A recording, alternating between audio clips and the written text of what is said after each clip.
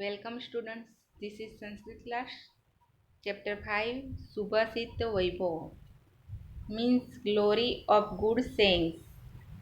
जो ये लेसन हमारा है एक पोएट्री स्वरूप है। सो स्टूडेंट यह एक पोएट्री स्वरूप यानी कि सुभाषित अच्छे वचन अच्छी बातें जो यहाँ पे इस लेसन में दिए गए हैं। सुभाषित का वैभव यानी बहुत सारी अच्छी बातें हमके छोटे छोटे मुक्तक के द्वारा हमको बताई गई है। तो सबसे पहले हम इस चैप्टर का इंट्रोडक्शन देख लेते हैं। In Sanskrit literature the longest poetic work is known as Mahakavya and the smallest poetic work is known as Muktak. Just as a single pearl is invaluable, so too are these small muktaks. These muktaks are sayings or epigrams. These well-known and melodious form of Sanskrit literature has the distinctive ability to serve in its 4 lines the precious teachings of life in the most aesthetic manner. From these epigrams we get the moral of ideal life and goodness. Such epigrams have been collected in this lesson. In the epigrams chosen for this lesson, you will notice words with one type of case endings. These case endings will help you in learning the Sanskrit language. On the other hand, these epigrams will also provide you with inspiration to develop the values. In them, the immortality of Ram in this mortal world grid as the basic cause of all sins, the ability to recognize friends and one's in the characteristics of good and bad people. This will help you to make your life bright and virtuous. So student यहाँ पे जो सुभाषित हमको दिए गए हैं वो Sanskrit literature में जो जैसे बड़ा काव्य होता है लंबा काव्य होता है तो उसको हम महाकाव्य के रूप से जानते हैं। नाम से हम जानते हैं कि ये महाकाव्य है। और जैसे छोटी छोटी पंक्तियों में दिए गए हैं जो छोटी कृतियाँ हैं तो उसको हम मुक्तक के नाम से जानते हैं। यहाँ पे हम देखते हैं कि जो एक मोती होता है वो कैसा अमूल्य होता है। वैसे ही यहाँ पर जो छोटी लाइनें पंक्तियाँ दी गई है वह भी एक मोती के समान ही है।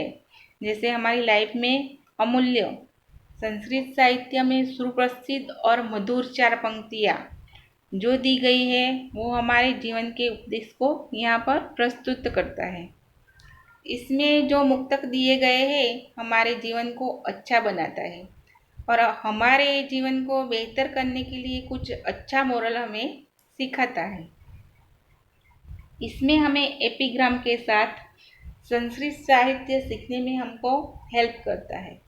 इस एपिग्राम के द्वारा हमें वैल्यू का पता चलता है। इसमें जो ज़्यादातर जो पापों का कारण क्या है, लालच और लोभ, हमारे साथ कौन अच्छा है कौन बुरा है, अच्छे मित्र की परख, सज्जन और दुर्जन इंसान की पहचान, यह सब हमें सिखाता है।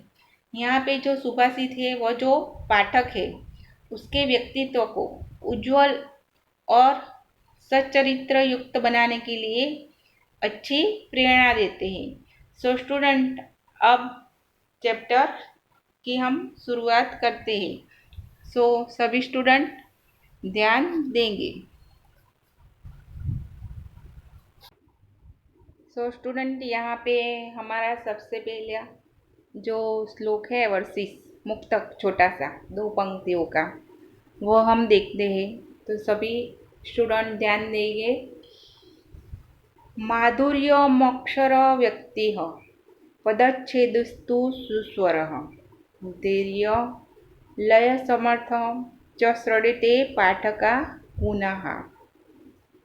यानी यहाँ पे कहा गया है कि कोई अच्छा जो पाठक है अच्छा रीडर है उनमें कौन कौन से गुण होने चाहिए। यानी कैसा होना चाहिए। तो यहाँ पे लिखा है माधुर्यम अक्षर व्यक्ति हो, यानी माधुर्यम मीन्स स्वीटनेस, अक्षर व्यक्तित्व, तो उसका होगा meanings clear pronunciation of sound, यानी कि अच्छा बोलने वाला, अच्छी तरह से उच्चार करने वाला। अच्छे रीडर के गुण यहाँ पे बताए गए हैं कि जो बोलने में स्पष्ट हो, जो उसकी लिखावट हो वो कैसी हो, वो भी स्पष्ट हो, उससे उसकी अभिव्यक्ति यानी कि अच्छा रीडर कि जो अच्छा रीडर है गुण का पदों का विभाजन होना चाहिए, उसकी आवाज़ कैसी होनी चाहिए, सुंदर, और साथ में कैसा होना चाहिए वह धैर्य वाला, यानी उसमें पेशेंस होना चाहिए, जल्दबाजी में हमको नहीं बोलना चाहिए, लय के साथ और ताल के साथ समर्थ शक्ति के साथ बोलना चाहिए, रीडिंग करना चाहिए। ये सारे गुण एक अच्छे रीडर में होने चाहिए। जो यहाँ पे जो पंक्तियाँ दी गई है उसमें कि अच्छा रीडर कैसा होना चाहिए, तो उसमें क्या क्या गुण होने चाहिए कि स्वीटनेस होना चाहिए, बोलने में जो वो कुछ बोलता है तो उसमें क्या होना चाहिए, स्वीटनेस यानी मिठास होनी चाहिए। वो जो भी बोलता है वो कैसा होना चाहिए, क्लियर होना चाहिए। और लय समर्थ यानी वो लय तालबद्ध, और पेशेंस, उसमें पेशेंस भी होना चाहिए। दूसरा यहाँ पे है हमारा दूसरी पंक्तियाँ श्लोक आगे हम देखते हैं।